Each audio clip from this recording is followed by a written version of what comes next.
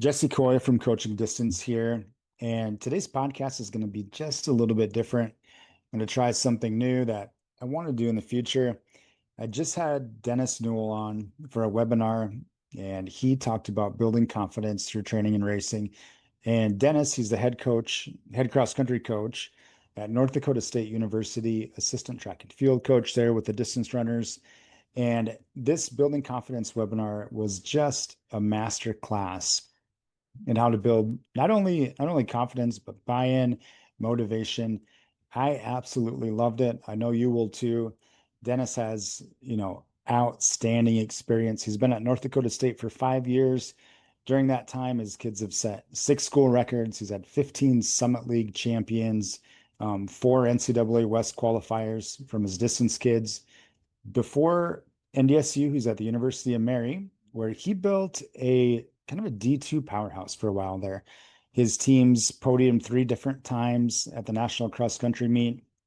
He was 2013 NCAA Assistant Coach of the Year. I can't remember if that was indoor or outdoor track. He had over 170 All-American honors with his kids, and was Coach of the Year 20 different times also. So a ton of success there. Before that, 10-time All-American at Black Hills State. That's where I know Dennis from. I was a teammate of his for a couple of years. And I think it really comes as no surprise to, myself or his teammates, the success Dennis has had at the college level. I think we all kind of knew he was going to be a coach and going to be a really good one. So you're going to love this webinar. 75 minutes, masterclass, Dennis Newell talking about how to build confidence in your athletes.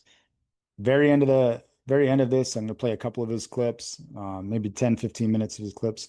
The very end, stick around. I'm going to give you a code to try the D crew at Coaching Distance. And then you can see Dennis's whole presentation. There's 45 more of them in there too right now. I believe 45 sounds about right. From some of the best coaches in the world. So it's a super resource. Right now also is the in-season high school cross-country training plan, which is 12 weeks, 12 weeks of absolutely everything you need for your cross-country season. So hopefully that's helpful to people too. All right, I'm not going to talk anymore. Enjoy these couple of clips from Dennis's presentation, Coach Newell's presentation on building confidence through training and racing.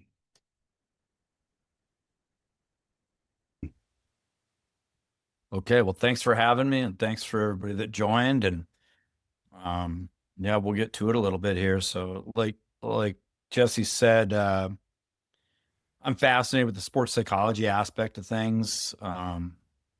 When I went to grad school, this is something I really pushed some classes, so I ended up taking about 5 classes on sports psychology specifically. So I knew I was going to go into coaching, and I've always said we're in the people business, we're in the relationship business. It's how we connect. It's how we get these kids to buy in, and the belief aspect. I got to be at a place where I believe in. I'll be honest, like my first collegiate coaching job, my second, I guess, I applied for a lot of different jobs my first 2 or 3 years. I did not want to live in North Dakota. And I was like, how do I get out of here? And I quickly realized, like, if I don't have a resume, I can't get out of here. And I was like, whatever. I'll buy into this for a little bit. And then each year kept getting better. And then by the time, in my opinion, perspective, I got a resume that maybe would have got me out of Bismarck, I fell in love with the place. And I was like, oh my God, this is awesome. Like, I love what I'm doing. I love who I'm doing it with. And so it's just kind of this funny dynamic, and how important the mental side of anything in life is, I think, is really important from any relationship with your girlfriend, with your wife, your boyfriend, your athletes. So building confidence through training and racing, I think this is kind of no different than when I sit down writing up this summer plan, tweaking based on the feedback I'm getting from the team this summer, what they liked, what they didn't, what I feel like they're responding to, what they're not, and then looking ahead at the season and trying to plan that out. This is the same thing for me. I try to plan the belief and the buy-in. And so again, very important to me. Talent isn't the limiter. Belief is. Every season coaches see it. 2 athletes, we could tell the story as old as time, but you have 2 athletes that are genetically similar, 2 athletes that maybe even train the same, train together a lot of times, but there's always an edge somewhere. And, I've been on both sides of that stick, where maybe I trained a little harder than a teammate, and maybe a teammate trained a little harder than me. And I thought the belief and the psychological, the emotional part of it, the mental side of it became the factor that really differentiated people. I think I look at the top level. I have hard enough time keeping up with my own kids and our own PRs and trying to do the training, but I peek at these things a little bit and I see what's Grant Fisher doing, what's Josh Kerr doing, what's Jakob doing, what are all these people doing that are running well. I want to know what the greats are doing. Doesn't mean I'm going to mimic it identically, but they're doing something that works for them. Probably the biggest theme, two themes that I found is that they buy into their coach's program without hesitation and they believe in themselves. If we look at probably in any event, there's a high level of confidence that athlete felt they were going to achieve the task that they set out to. Most recently, the mile world record. I think it was unbelievably cool that Josh Kerr basically called a shot and then he went out and did it. He said, this is what I'm going to do. And then he went out and did it. And if he wouldn't have did it, he would have got a lot of guff. But I thought it was so great. And I kind of looked at some of his training leading up to that, or at least what I could find. And I was just like, this dude's like all in. And I love it. He was willing to fail to get a world record. Well, it's probably what it takes. You probably have to be in over your head. And so, again, I loved it. So the confidence part is not a personality trait a runner either has or lacks. It is a skill that can be built deliberately, intentionally, session by session, day by day. It is no different, in my opinion, than training the physiological or biological aspect of things. I think I told somebody, I spoke years ago in Orlando at the USTF convention, and a guy's like, this is witchcraft. And I said, I was like, I mean, so be it, each their own. But I was like, here's the deal. You can add 10 more miles a week. You can add another strength training session. You can add anything you want physically. And I'm not arguing that it may work. But to me, this is the lowest risk of injury variable you can add to your training. Because I personally, I've never had anybody get hurt from doing a little bit of psychological skills training or talking to them and building them up. Or even, here's the other thing, like our kids are smart, but I'm smarter in a lot of ways. So I can manipulate the situation to build their confidence without them even knowing. And I'm going to show you ways to do that. And it's not manipulation like in a weird way. It's manipulation like I can structure workouts that I know they're going to have success. I can design things so I know they're going to feel good about things. And that's going to subconsciously build their confidence and build their belief and build their buy-in to what we're doing. And that's really important to me that they do buy in. So the three pillars of racing confidence: physical, tactical, and mental. Obviously the physical, the fitness in the bank, we're stacking weeks, we're doing the workouts, we're just putting nickels in the piggy bank. And at the end of the season, we want to crack that piggy bank open and we want to spend all that money at the state meet. That's what we want to do. Or conference or regions or NXR or nationals, whatever your goals are. Each year it could be different. I've been in programs where I just want it to be like, hey, let's get top 5, let's get top 3, let's win, let's go to nationals, let's win regions. There's all kinds of goals. So I think you're developing a training plan that makes sense, and they're going to get confidence from that. That's one aspect of it. And really the physical side takes you a long ways. Now, these other aspects of it are equally as important, but without any one of these, I don't think you're going to reach your potential. So think about the workouts that you design. I'm pretty simple. I'm pretty basic. Tuesdays, we do strength work, whether it's double threshold, whether it's cruise intervals, whether it's critical velocity, CV 10K pace, but it's some type of strength work. Friday, we come back. Early season, we're doing threshold tempo. That evolves into maybe the Michigan, getting a little bit more race specific. Might even, depending on the group, it could even evolve into VO2 max intervals. We race 10K, so I got to be a little careful with that type of work. And then Sunday, we go out and we do a long run where we progress from 65% to about 80%. So that kind of endurance run up to just sub threshold. So it's a great aerobic run. And those are the three things we do. And then everything else in between is kind of like, how do you feel? You go out for an 8 miler, 9 miler, 10 miler, or 11 miler, run by feel. You feel like crap, let's do some strides. Once a week, we do hill repeats. Usually it's Mondays or Thursdays. Before workout, we'll do like 8 150s up a hill. And then the other day, if we did that on Thursday, Monday, we would do like 8 by 150 strides on the turf. Real easy. It's recovery. So as you design things, that's going to be in place. We've probably all been doing this a long time. And after a while, it's my favorite thing to do is design workouts. I have an MDU bill over here, and I turn the envelopes over and I write a 14-day cycle. And my wife drives her nuts. She's like, I've got like 40 envelopes in the kitchen with mumbo jumbo written all over it. And I was like, whoa, what week is that? Is that week 7 and 8? Don't touch that. Like, I'm still old school. I'm writing everything out. I still love tweaking those things. Number 2, the tactical confidence, a clear plan. The athlete knows their splits, their competitors, how the race will likely unfold. But always be ready for an audible. I remind my athletes that all the time. And I can go back and look at it and measure it. And it's pretty dialed in where I'm like, okay, this was off. We weren't ready for this, or we were ready for this. And I'll own up to that as a coach. Now I'm dealing with 18 to 24-year-olds, but I think that gives them a little bit more confidence too in buy-in and belief, where they're like, look, coach isn't just the guy who's saying I'm always right. I don't want to do it too often where I'm like, I'm wrong, because I'll lose confidence in that. But there's times where I'm like, look, we just weren't ready for that session. Racing with conviction, belief, lining up and being ready to go. Basically, you have to be confident. How are you going to get confident? Go backwards. The belief grows through workouts. The belief grows through cues. Hey, you're ready to go. You killed that tempo run. You did 4 miles at 5:30 pace. That's the best tempo run you've ever had. And then Tuesday, you did 6/800s. You averaged like 218. That's a great session. We're getting there. And you can just kind of go backwards on this competence loop and see where you can strategically and periodically put things in there. And then on top of it, you're cueing it with verbal language. Like, you're giving them confidence by telling them like, hey, you did a great job. Even if we have a bad workout and there were reasons, and we all do. We've had our best athletes, our worst athletes, the medium athletes, whatever. They're all going to have good days and they're going to have some rough days. That's okay. But you got to be able to justify it. It's not an excuse.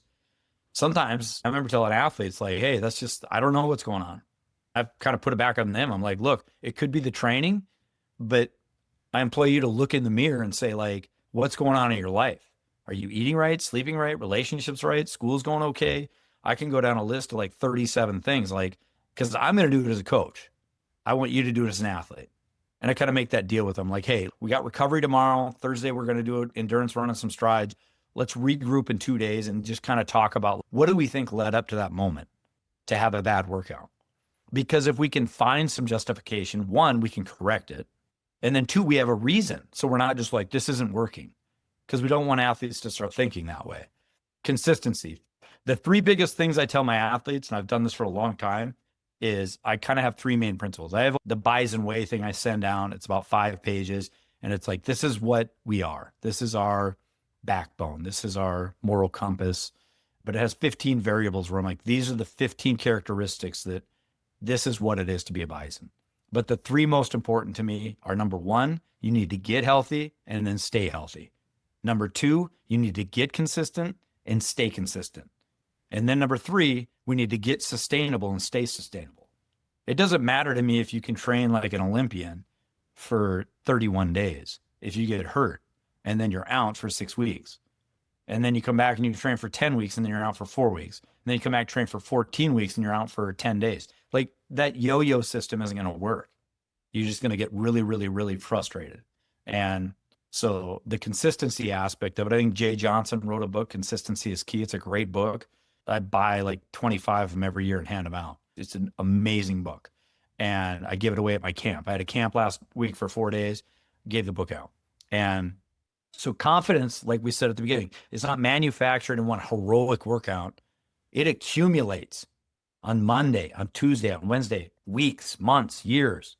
It grows, it builds, just like anything else in life.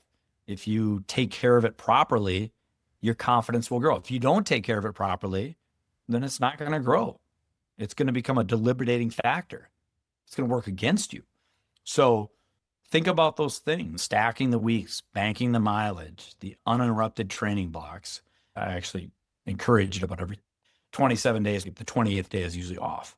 So every 4 weeks, even at this level, I'll be like, let's take an off day and just regroup. It's on you. Don't come in. Don't text me. Don't call me.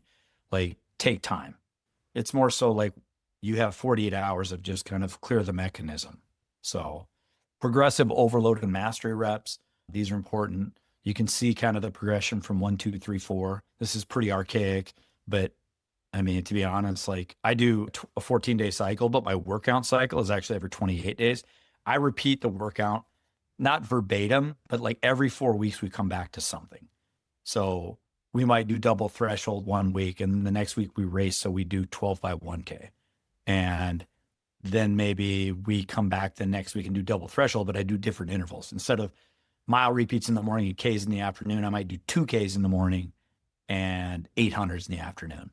And then we might do a Michigan, and then we'll go race the next week. I do think it's important to come back to workouts because we do live in a world where these kids think objectively. And I want some of it to be subjective. Like you did 6 800s at 5K fitness.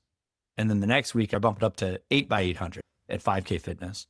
And then the next cycle, I drop it down to 6, but I increase the intensity. So again, kind of basic physiology, like we're moving one thing or the other. It's either volume or intensity. Sometimes I don't move anything. It's the same. Maybe I increase the work bout. Instead of 8 800s, which is 6400s, I might do 6 by 1K, but at the same pace. That's okay too. And sometimes they get confidence out of that. Like, hey, last time I did 800s at 220. Now I'm doing Ks at 320 or 3 flat, whatever it is. And then at the end, you can see maybe a 4K time trial if you want to do that. I've done that in the past. I'll do 600 time trials with my mid-distance group. They seem to respond to those very well, not just physically, but psychologically. They're like, Coach, I just went through 600 meters at like 120, whatever. I'm on pace for a huge PR. I don't know if anybody, everybody's on Instagram, right? Even if we don't want to be. So Josh Kerr had posted, I think, I don't know how many days out or a week out or 2 weeks out. He posted he did a 1200-meter time trial. And like, I think it was 242. And I was like, holy sheesh, that's pretty good. And he was like, I'm going to break the record. Like, I mean, what did he have to do? Finish in a 58? And it was done. And it's like, I mean, he basically did some version of this for the mile. And it's not that really different than some of the stuff we do. And so again, you have to decide, like, is something like this progression, is this going to be something that they could have success and feel good about things and then start to build confidence? I think so. I mean, you could do 5 by 1K, you could do 6 by 1K, you could go back to 5 1K. Some people like Ks because they have a nice park. That makes more sense for a 5K race, whatever it may be. Some people, I like mile repeats. I love them. Love mile repeats. I actually just developed a 3K loop, and we're going to go out there and do 3K tempo loops. So they'll do probably 3 to 4 of them. Hopefully we can do 4, get 12K worth of work with a minute in between. And it's out on a shaded grass state park. And the guy decided to mow it for me for a case of Budweiser. And I was like, can you just mow this out? Give me like 1200 meters, 2000. He's like, how much do you want? I was like, 2 miles. He's like, okay. So I got a new 3K loop, and we're going to go out there and we're going to do some things out there. And it's very cross country specific because it's on grass and dirt and trail. And so again, you have to decide how you're going to develop the training and then progress the training appropriately for the group you're working with. So this session's less about me getting in the X's and O's and more about like the ideas of how we can build confidence. So, and the workout on success, not failure. I've called workouts before, and sometimes they're like, I can do one more. And I'm like, dude, you just killed that last rep. Like, you look good. But descending reps, you start conservative, finish fast. The last rep, the most remembered, is the strongest. Built-in buffer, the rabbit. I do hammer intervals. So like maybe we'll do 20 by 400, and number 17, I'll be like, hey, let's go fast. And they're like, how fast? I'm like, well, not like 48, but like, let's go 53, 54. And so they'll hammer it. They get the same rest, and then they come back and do 2 more at pace. So they might do 15 or 16 of those at 65. And then they hit a 54 and then 2 more at 65. And they get confidence out of it. They're like, wow, I just did 5 miles worth of work at 420 pace with a 55 in the middle. And I've done that with numerous workouts, even 800 workouts, where I'm like, we're going to do 12 200s and we're going to maybe do them at 29 with a minute jog, but number 10, we're going to run 26. And it just loads up that lactic. We clear it with the next two intervals. It pays. You have to think about it if they're ready, if they're capable. But if they are, it's a great way to build confidence. So there's a lot of different ideas. I like tempo runs because it gives them the confidence that, hey, I can grind for 32 minutes or 24, 25 minutes or whatever it may be for the race. And especially like middle distance runners, like I really got to get them to buy into mileage, and I really got to get them to buy into threshold and tempo, which I think is the key to long-term success. You can only get so far, in my opinion, with VO2 max and anaerobic stuff. It's just, there's an end to it, and it's quicker than most people think, and the risk of injury is higher. So for me, I'm like, I want to build a group around strength, tempo, threshold, mileage, consistency, health, and we sprinkle in a little bit of race pace stuff and some anaerobic stuff. But there's ways to do these confidence booster workouts. And yeah, so threshold and tempo is just what I just talked about. I mean, the goal isn't to make tempo runs comfortable. They're never going to be. You're kind of floating, but you're comfortable being uncomfortable. But it's to make race discomfort familiar. When you get to that, say you're going to do 20-minute tempo, you get to that 14-minute mark and you're like, I got to go 6 more minutes. And I think that's really important, because I always tell my group, like, we'll be doing intervals and they're like, man, I'm killing these intervals. So I kind of do the opposite. Sometimes I break their confidence. So I'm like, you think you're getting a break every 4 minutes in that race? You better think again. Like, it ain't going to happen. Like, that's not what I'm doing today. Today, I'm spiking your VO2. I'm spiking your aerobic power. This is what I'm doing, or I'm doing anaerobic work. But at the end of the day, like, each workout serves a purpose. And so I'm very clear with what that purpose is. I don't want them to think like, man, 25 minutes at 520 felt good. And I'm like, hey, and that's awesome. So psychologically, I think we're getting closer, but understand the expectation is that you're going to run 30 seconds faster per mile in that race. This is just one element. I'm building that stamina.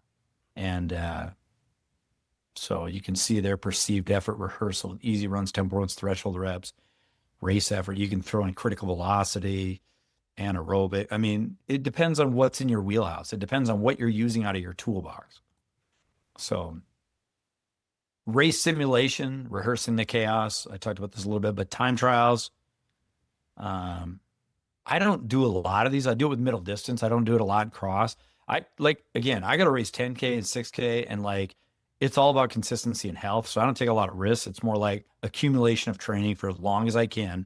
And then the last 4 weeks, we kind of start pressing, and we'll sharpen up. And I hate that word, or we start to peak or taper, which we don't really do tapering. But it's more so just like, we're just increasing a little bit of the intensity. But with middle distance, I like doing this stuff. Like I said, I'll go out and do a 600-meter time trial. We do a thing called the Eskimo Relays, where we have like a team event in October, and I'll have my middle distance guys run a 4x4 and a 600. And it just gives them a baseline. It's like, hey, yeah, don't think too much into it, but that's where we're at. And hammer intervals, I think those are good confidence booster. We'll do some pack running with the tempo stuff. I've done workouts before, especially when I was at UMary. We would do, like, the girls would do a 3.5-mile tempo run. So it'd be like race distance, and the guys would do a 5-mile tempo run, and at 80 to 85% effort. And then they would get 1 minute, and then they would hammer like a 1200 or an 800. And so they would try to run us pack in the tempo run, and then I would kind of let them race that last bit. And we practiced finishing fast, finishing hard, finishing in discomfort. I thought that was really relevant for what we were trying to do. So I kind of rotated that tempo run. We'd race, and then I'd do the Michigan, and then we'd race. And it just kind of connected the dots a little bit from just a normal tempo run, which is great. But 10 weeks in, we're probably not getting the same stimulus of that tempo run that we were in week 1 or 2. All right. I hope you enjoyed that little clip from Dennis's presentation. All right. Now here's the code. You want to join the D Crew, you got to go to coachingdistance.com, click on membership, and you'll find the D Crew option. Now here's the code you use for 30 days free of the D Crew. And you can mess around on the site and see everything you get, discounts, training plans, free training plans, and then access to all of the webinars, including the live webinar. We have Eric Detman coming up, which is going to be a good one. All right, the code BISON, BISON. That's all. That's it.